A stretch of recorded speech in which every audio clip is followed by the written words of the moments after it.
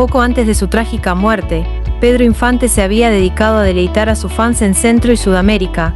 Fue ahí en donde tuvo su último concierto antes de regresar a México para intentar arreglar su matrimonio con Irma Dorantes y divorcio de María Luisa León.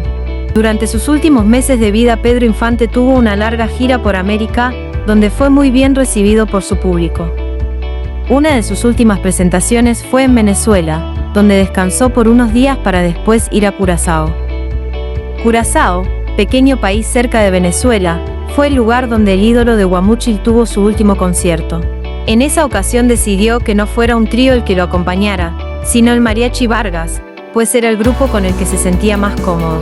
El Mariachi Vargas de Tepatitlán era uno de los favoritos del cantante, por ello que lo acompañaran en casi todas sus presentaciones.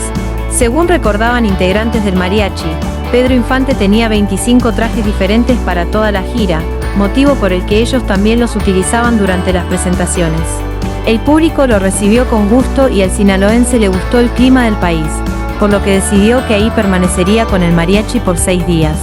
Durante ese tiempo se dedicó a conocer y descansar, antes de dirigirse a Cuba, donde estuvo en La Habana junto a Irma Dorantes y su hija, Irma Infante.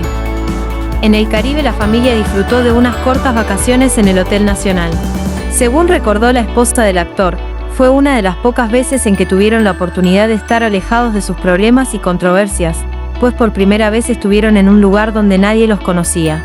Irma reveló que desde sus presentaciones en Venezuela ella estuvo acompañando a Pedro, pues el sinaloense le llamó para confesarle que se sentía muy triste al haber estado solo durante la Navidad. De hecho, aprovechó para ir a un hospital para poder cantarle a los enfermos que también pasaron solos las fiestas decembrinas.